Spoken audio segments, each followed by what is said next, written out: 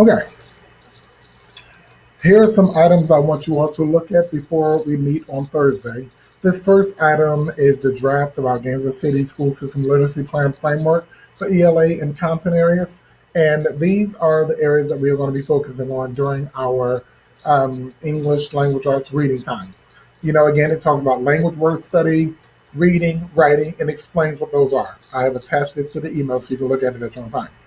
Also, here are some listed, but it says listed below are the expectations of the ELA block at each level. And there you see K2, there's language and word study, there's reading, and there's writing, and so forth.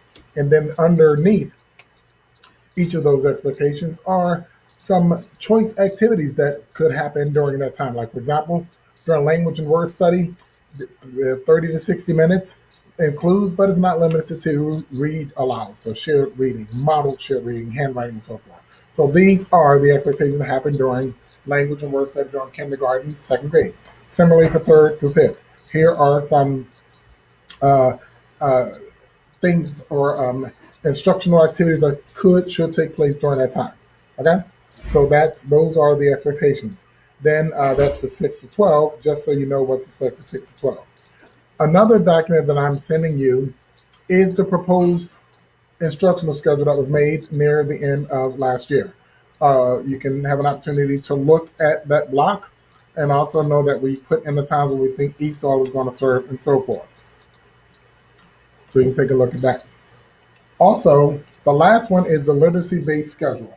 These are schedules that were made by the teachers who attended the Leadership Summit at Pioneer RISA with us. There are about 8 of us there, and this is the schedule that they came up with.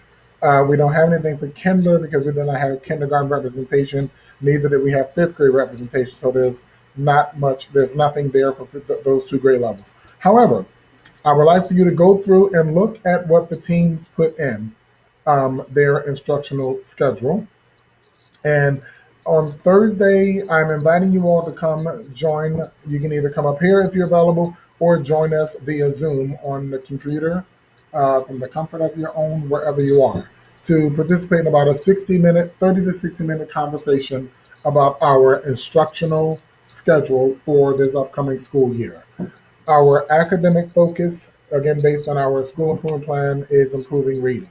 And I believe that this literacy framework structure will improve our reading because we're going to be focusing on reading, and in particular, each reading during the literacy block every day, kids will be participating in a 45-minute differentiated skills-based time. And that's where we're going to primarily use our EIP teachers during that time. Similarly, during math, we're going to have a 45-minute time where kids are participating in individual skills-based math improvement. And again, the EIP teachers will support that work. One other document I wanted you to look at, to just think about, is the EIP class support. Mr. Cabanas and I worked on this yesterday, and he put together a schedule now where it says first, second, third, fourth, fifth. These are the grade levels. Like, for example, based on what we have so far, it looks like Ms. Hudgens will be serving a first grade ELA class, a second grade ELA class, and then now here, a first grade math class and a third grade math class. Again, focusing on differentiated instructional support in reading and math, and so forth. Our newly hired teacher, Mrs. Peterson, will support second grade in ELA, and then she'll also support first grade and second grade and third grade in EIP, math, and so forth. We do have an additional segment that we need to schedule with the EIP teachers because the EIP teachers will have to serve at least 6 segments and have at least 11 kids to serve during their segment. So we will continue to identify kids who need additional support during the EIP time. And again, the EIP time will take place. So if we're looking at the original proposed instructional schedule, which there have been modifications, like, for example, first grade. First grade has math scheduled from 7:45 to 9:15. Let's look at their literacy-based schedule and see if that's the same. 7:15 to 9:15 for math. During that time, first grade is going to have a 45-minute time period, where they are having differentiated math instruction, which means If I'm the EIP teacher, I'm coming to the classroom and I'm going to take out about 11 kids, at least 11 kids, to take to my room and work on specific and intentional skills based instruction. Then the homeroom teacher will keep the remaining 11 kids or so in her room during or his room during math and will work on individual skills based math. So, like for example, you may be working on adding two-digit numbers.